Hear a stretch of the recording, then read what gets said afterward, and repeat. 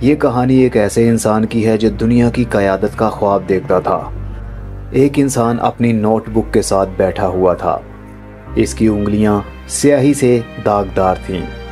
کمرہ دھندلا سا تھا، صرف ایک جلتی ہوئی لیمپ کی روشنی تھی اور دیوار پر دنیا کا ایک نقشہ لگا ہوا تھا۔ کھڑکی کے باہر دنیا افراتفری کا شکار، نیوز چینلز جنگوں، موسمی آفات اور سیاسی کرپشن کی خبریں دے رہے تھے۔ وہ انسان یہ سب دیکھ رہا تھا۔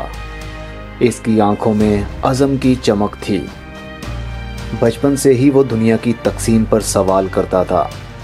وہ یاد کرتا ہے کہ کلاس روم میں ایک گلوب کو گھورتے ہوئے سوچتے تھے کہ دنیا میں سرحدیں کیوں ہیں۔ سالوں تک اس نے محنت سے پڑھائی کی، فلسفہ، سیاست اور تاریخ کی کتابیں پڑھتے رہے۔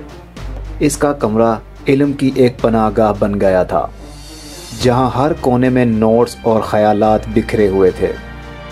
لرزتے ہاتھوں کے ساتھ اس نے ایک مقامی کمیٹی ہال میں چھوٹے سے اجماع کا انتظام کیا۔ اس نے کہا، دنیا کو اتحاد کی ضرورت ہے۔ اس کی آواز کمزور مگر جذبات سے بھری ہوئی تھی۔ اس کے خیالات بکھرنے لگے۔ سوشل میڈیا اس کا پلیٹ فارم بن گیا، جہاں اس کی دنیا کو ایک کرنے کی جرت مند سوچ لاکھوں لوگوں کے دلوں کو چھونے لگی۔ ایک مشہور سماجی کارکن نے اس سے رابطہ کیا اور مدد کی پیشکش کی۔ دونوں نے مل کر ریلیوں کی منصوبہ بندی کی اور تحریک زور پکڑنے لگی۔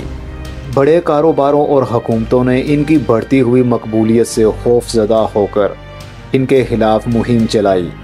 ان کے اکاؤنٹس بین کر دیے گئے اور انہیں فساد پھیلانے والا قرار دے دیا گیا۔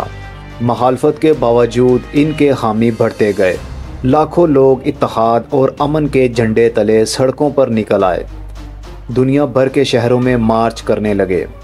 دنیا کے رہنما جنہیں تحریک نظر انداز کرنا ممکن نہ رہا، انہوں نے سربراہی اجلاس میں شامل ہونے کا اعلان کیا اور صدر اور وزیر اعظم کے سامنے وہ پورے اعتماد کے ساتھ ایک سرحدوں سے آزاد دنیا کا خواب بیان کرنے لگے۔